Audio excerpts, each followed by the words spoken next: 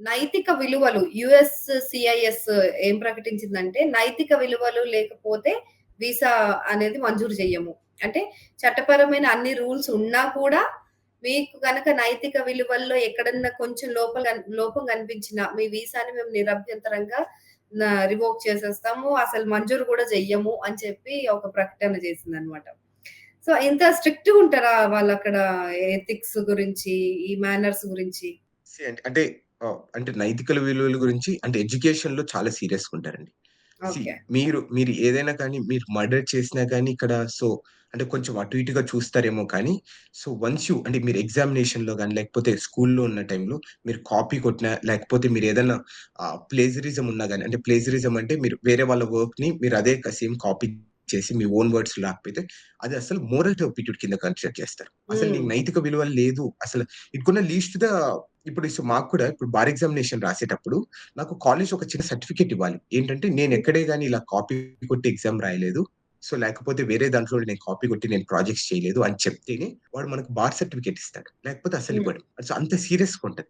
కానీ with respect to the visas you can't do that. అంటే ఎలా నువ్వు డిఫైన్ చేయగలవు నైతిక విలువలు అనేది? ఆ డెఫినిషన్ ఏంటి నాకు అర్థం కాదు. అంటే ఎలా మనం డిఫైన్ చేయగలుగుతాము? అంతే ఇంకా గదా! నైతిక విలువలంటే ఇప్పుడు యూజువల్‌గా మనం ఏదైనా టిష్యూ తీసుకొని ఇక్కడ కింద పడేయడం కూడా నైతిక విలువల డెఫినిషన్ వస్తదంటే ఇంక మనం ఏం చేయలేమండి.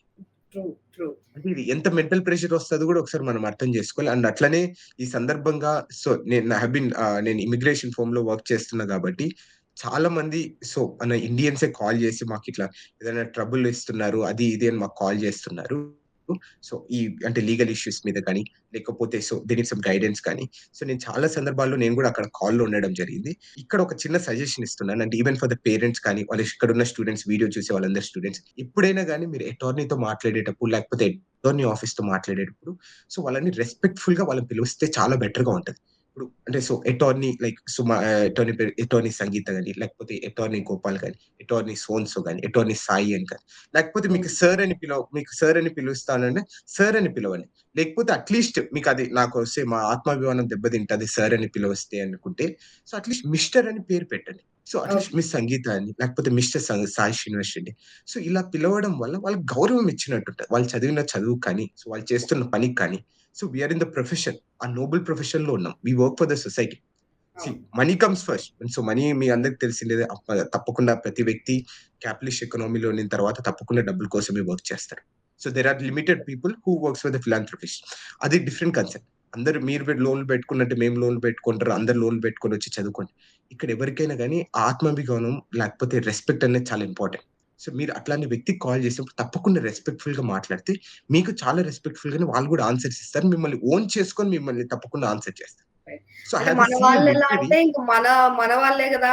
మన ఇండియనే గదా! మన తెలుగోళ్ళే గదా! అని జెప్పి హాయ్ బ్రో, హాయ్ అలా ఇలా అని డిస్‌రెస్పెక్ట్‌గా అంటే మన ఓవర్ ఓన్ జేసేసుకొని మాట్లాడుతుంటారు. అసలు బ్రో అనేది ఎప్పుడు వాడకూడదండి అసల. అంటే నువ్వు నోబెల్ ప్రొఫెషన్‌లో నువ్వు బ్రో ఏంటి అసల? అసలు నేను ఇండియాలో చూస్తున్నా గదండీ!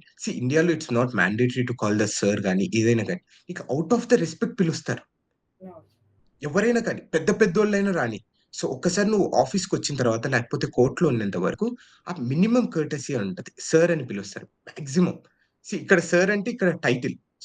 అమెరికన్స్ తప్పకుండా మనల్ని పిలవరు. మనం కూడా ఎవరైనా అమెరికన్స్ పిలుస్తుంటే కొంచెం సర్ అనేది ఇట్స్ హస్ బీన్ అంటే నోబెల్ ప్రొఫెషన్ కానీ పెద్ద పెద్ద వాళ్ళకి టైటిల్ ఇస్తారు. కానీ మనం కర్టెసీ మన తెలుగు వాళ్ళు అట్‌లీస్ట్ మిస్టర్ అని పెట్టండి. లేకపోతే బ్రో, బ్రదర్ ఇవన్నీ కరెక్ట్ కాదసల. అట్‌లీస్ట్ మిస్టర్ అని పేరు మీద పిలవండి. లేకపోతే సర్ అని పిలవండి. లేకపోతే అటార్నీ అని పిలవండి. లేకపోతే వాళ్ళనడగండి. మిమ్మల్ని ఏమని పిలవాలి అని. వెన్ దే సే లైక్ నన్ను సాయి అని పిలువమ్మా లేకపోతే ఏం ప్రాబ్లమ్ లేదు అంటే then you can call me Sai. Yeah! That's very important lesson అండి. That's what I have learned back in India. నేను ఫస్ట్ ఇయర్‌లో నేను ఇంటర్న్‌షిప్ చేసేటప్పుడు ఫస్ట్ నాకు నేర్పించిన లెసన్ ఎవరిని ఎలా పిలవాలి అని. ఈవెన్ మా సార్ నేను పనిచేసిన సార్ స్టార్టింగ్ క్లర్క్‌ని గూడా సార్ అని పిలవమనేవాడు. నా హ్మ్. క్లర్క్ అంటే మేము పనిచేసే clerk he is almost like 60 years. నన్ను సార్ అని పిలిచేవాడు. నా ఏజ్ అప్పుడు 18 ఇయర్స్. హ్మ్. ఫస్ట్ ఇయర్ నా లాలో. అతనికి అవసరం లేదు. అంత 60 ఏళ్ల వ్యక్తి నన్ను బాబు అని పిలవచ్చు, సాయి అని పిలవచ్చు. ఎందుకు మనం చదివే చదువు అట్లాంటిది. ఆ సొసైటీలో ఉన్న రెప్యుటేషన్ అట్లా. అందుకు తను 60 ఏళ్ల వ్యక్తి కూడా సార్ అని పిలుస్తాడు.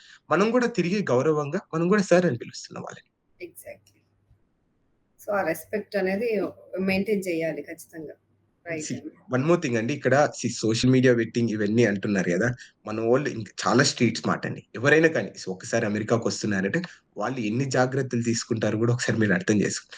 సో, హౌ కెన్ లైక్ ఈ సోషల్ మీడియా అన్ని వీళ్ళు పోస్ట్ చేసిండేటన్ని పెడతారా? పెట్టరా? అని గూడా ఒకసారి ఆలోచించుకోవాలి. వాళ్ళు ఎంత స్క్రూటినీ చేసుకొనుంటారు వీసాకెళ్ళేటప్పుడు గాని, ఆ వీసా ఇచ్చేటప్పుడు గాని. అవునండి. సో, హ్మ్. చాలా చాలా కేర్‌ఫుల్‌గా ఉండాల్సిన పరిస్థితి గాబట్టి, మన వాళ్ళు గూడా వాళ్ళ రూల్స్ ప్రకారం వాళ్ళ రూల్స్‌కి అనుగుణంగా ఉంటే గనక మనకి ఏ ప్రాబ్లమ్ లేకుండా మనం సేఫ్‌గా ఉండగలుగుతాం. సో, ఇలాంటి క్రిటికల్ సిట్యుయేషన్స్‌లో మనం చాలా తెలివిగా వ్యవహరించి, మర్యాదగా నడుచుకుంటే బావుంటది అక్కడ. మన ఫ్యూచర్‌కి హెల్ప్ అవుతుంది కాబట్టి. సో, మీరన్నట్టుగా నిజంగా అలాంటి ఆ విలువల్ని వాళ్ళ కల్చర్‌ని అలా పాటించాలి ఖచ్చితంగా. అవునా! Right. And one more thing అండి. ఇక్కడ మీరు చెప్పినట్టే సెక్రటరీ ఆఫ్ ద స్టేట్ కానీ విపరీతమైన చాలా సందర్భాలలో ఒకటే చెప్పింది. Visa is not your right. It's a privilege అని. ఇది అవును. మీకు వీసా అనేది మీకు రాజ్యం ఇచ్చిందేది గాని, రాజ్యాంగం ఇచ్చిన హక్కు కాదు. సో, మీరు వీళ్ళకి అప్లై చేసిన వీళ్ళు పొందిన ఆహ్, అధికారం అట్లాంటిది. సో, మీరు అవును. విపరీతంగా నాకు హక్కుంది. నేను ఏదైనా చేస్తాను అంటే they don't usually accept us. So, అది కూడా మనం మైండ్‌లో పెట్టుకొని ప్రతి చేసే పని, ప్రతి చిన్న పని మనం ఇక్కడికొచ్చిందే దేనికి? ఆ పర్పస్ ఒకటే చేయాలి. మిగతాది అస్సలు చేయకండి అనేది నేను చెప్తాను.